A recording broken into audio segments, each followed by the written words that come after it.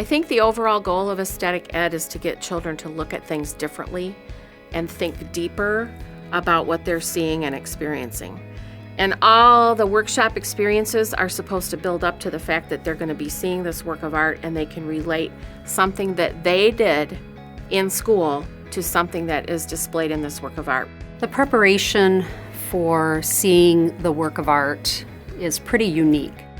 What we do with the teaching artist is develop lessons around a line of inquiry. It's more of a discovery method of teaching. The way that they do it in aesthetic education, the approach is that the students discover for themselves what meaning they can glean from the work of art. They develop a relationship with that work of art through these different activities. The questioning techniques that go into it, the way that they notice, just the whole thinking process for the kids and the teachers that are involved in it, it's deeper.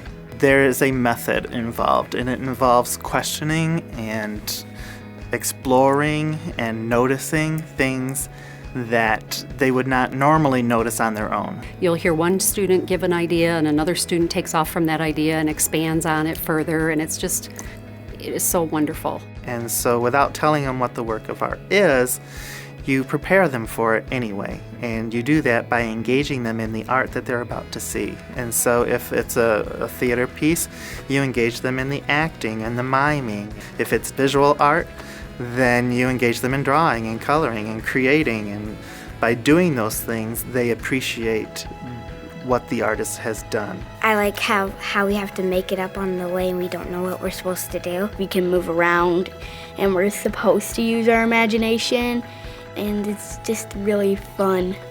In a lot of ways, I feel like the aesthetic education experience can really level the playing field for a lot of kids. I had one little girl just this past year. She was very quiet throughout the year unless you pull her in, but during EFA, she couldn't say enough. We did a guided look over some landscape paintings from the KIA, and her hand was up every 2 seconds to what she noticed in answering questions from the artists. When we went to the improv, they were looking for sound effects, and this particular boy has an amazing pterodactyl sound effect, and it was kind of a neat experience for him to feel he was really special, and it was in a unique, positive way, and he wouldn't have gotten that if it wasn't through education for the arts.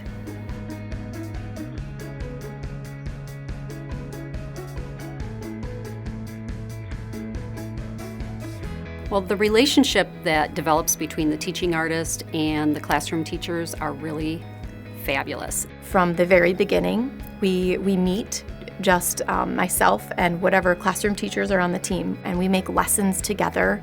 I've been studying the Common Core, and it's so exciting because I look at the work that aesthetic education is doing and that we've been doing, and there's so many connections between the Common Core stuff that's all your regular school subjects and what aesthetic education has always strived to bring. Because they participate in aesthetic ed, in their core classes, they seem to take more time to think through problems in math.